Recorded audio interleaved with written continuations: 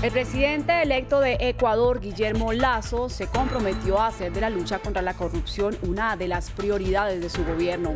Prometió además vacunar contra el COVID-19 a 9 millones de personas durante los primeros 100 días de su mandato y aseguró que eliminará el déficit fiscal del país andino en 4 años.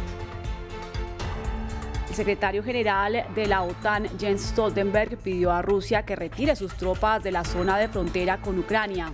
El ministro de Relaciones Exteriores de Ucrania, Dmytro Kuleba, pidió más sanciones contra Moscú, mientras que desde el Kremlin señalan a Estados Unidos y a la Alianza Transatlántica de convertir a Ucrania en un polvorín. Y la muerte de otro ciudadano afroamericano a manos de las autoridades en Minneapolis desató una nueva jornada de protestas. El policía habría supuestamente sacado su pistola por error, habiendo querido alcanzar su taser.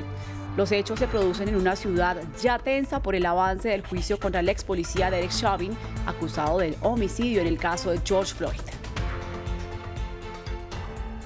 Bienvenidos a una nueva mañana de información de América Latina y del mundo aquí en Flash 24. Mi nombre es Liliana Valencia. Comenzamos esta emisión en Ecuador. Guillermo Lasso, presidente electo del país, hizo un llamado a que haya un gobierno de unidad y aseguró que no perseguirá judicialmente a ninguna fuerza opositora. El conservador defendió su meta de vacunar a 9 millones de ecuatorianos en los primeros 100 días de su administración y aseguró que luchará contra la corrupción para paliar la crisis económica que vive la nación. No perseguiremos absolutamente a nadie. Unidad para superar las crisis económica y sanitaria que vive Ecuador. Ese fue el llamado del virtual presidente electo Guillermo Lasso. Yo tengo los brazos abiertos, como lo he dicho, y a nadie debe de sorprenderle que en mi gabinete se incluya personas de otras tiendas políticas, inclusive aquellos que no concordaron con nuestro proyecto inicialmente. El Ecuador pasa por un momento crucial, difícil. La diversidad en el gabinete ayudará al proceso de gobernabilidad. La virtual victoria de Lasso se produce pese a que en primera vuelta el candidato de la izquierda y heredero de Rafael Correa, Andrés Arauz, ganó por 13 puntos porcentuales y luego de que el entonces candidato indígena Yacu Pérez denunciara un supuesto fraude.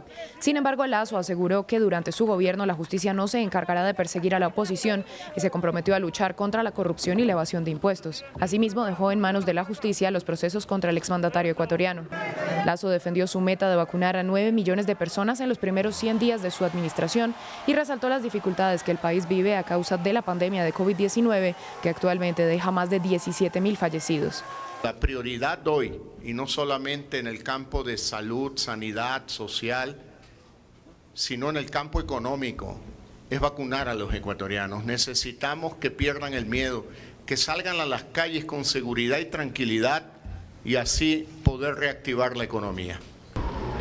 Este banquero conservador recibe el poder cuando el 14,9% de la población vive en la pobreza extrema y cuando el país debe pagar 7.400 millones de dólares al Fondo Monetario Internacional y a otros organismos, por lo que debe encontrar la forma de reestructurar las cuentas estatales. Tras sostener una reunión con el ministro de Relaciones Exteriores de Ucrania, Dmytro Kuleba, en Bruselas para hablar de la crisis en la región del Donbass, el secretario general de la OTAN, Jens Stoltenberg, pidió a Rusia que retire las tropas de la zona limítrofe. Stoltenberg denunció la mayor aglomeración de tropas rusas en la frontera desde la anexión de Crimea en 2014, que tachó nuevamente de ilegal. Pidió a Rusia poner fin a lo que calificó como una provocación. El ministro de Exteriores ucraniano abogó por mayores sanciones contra Moscú y apoyo para fortalecer las capacidades de defensa de Kiev. La acumulación de tropas por parte de Rusia es injustificado, inexplicado y profundamente preocupante. Rusia debe poner fin a esta expansión militar en la frontera con Ucrania, detener sus provocaciones y desescalar la situación inmediatamente. Y mientras en Bruselas también se encuentra el secretario de Estado estadounidense Antony Blinken, el ministro de Relaciones Exteriores de Rusia, Sergei Lavrov, llegó a Teherán. Allí se reunió con el presidente iraní Hassan Rouhani y previamente con el ministro de Relaciones Exteriores Mohammad Javad Zarif. El canciller iraní calificó como una muy mala apuesta el supuesto ataque a la instalación nuclear de Natanz, del que culpa a Israel. Zarif aseguró que lo ocurrido fortalecería la posición de Teherán de cara a una nueva ronda de diálogos en Viena que busca reactivar el acuerdo nuclear de 2015 del que Estados Unidos se retiró en 2018. Y vuelven las protestas a la ciudad estadounidense de Minneapolis y su vecina Brooklyn Center, donde murió un joven afroamericano tras recibir un disparo de la policía, supuestamente por error, durante un control de tránsito. Minnesota ya se encuentra en una tensa situación por el juicio contra el exagente Derek Chauvin, acusado de matar al afroamericano George Floyd hace casi un año. Veamos el informe.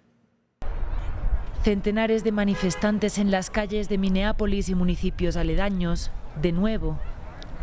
Igual que hace casi un año se incendió la ciudad por la muerte del afroamericano George Floyd, esta vez las protestas denuncian la muerte de Daunte Wright, un joven negro de 20 años que murió por los disparos de una agente blanca de policía.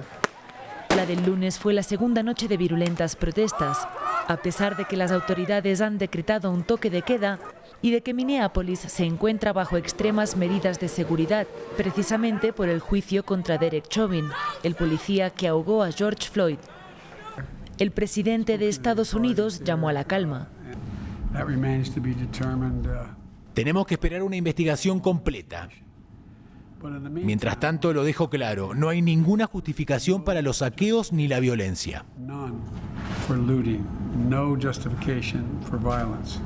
La policía de Brooklyn Center, la ciudad donde murió el joven Wright, hizo públicas las imágenes del incidente.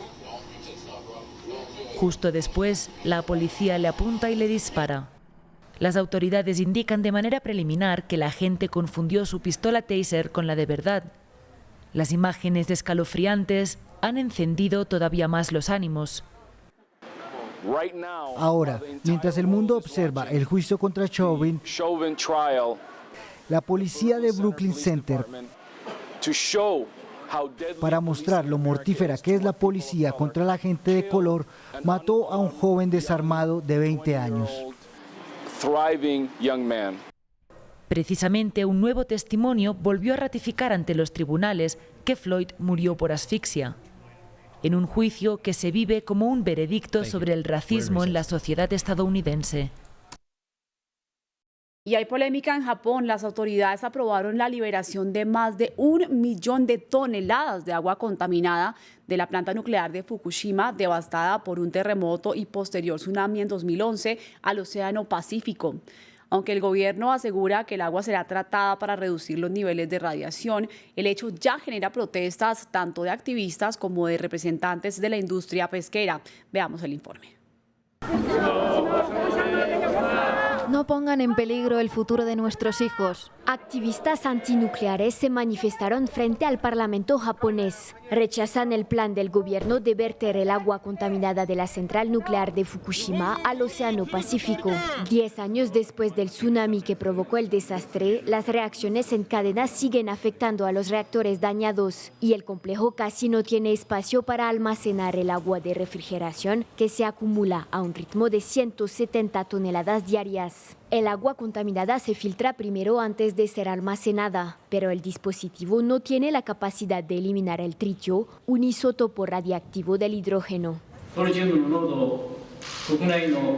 Mantendremos el nivel de tritio por debajo de los límites impuestos por las autoridades japonesas y también por la OMS en cuanto a las normas de seguridad del agua potable.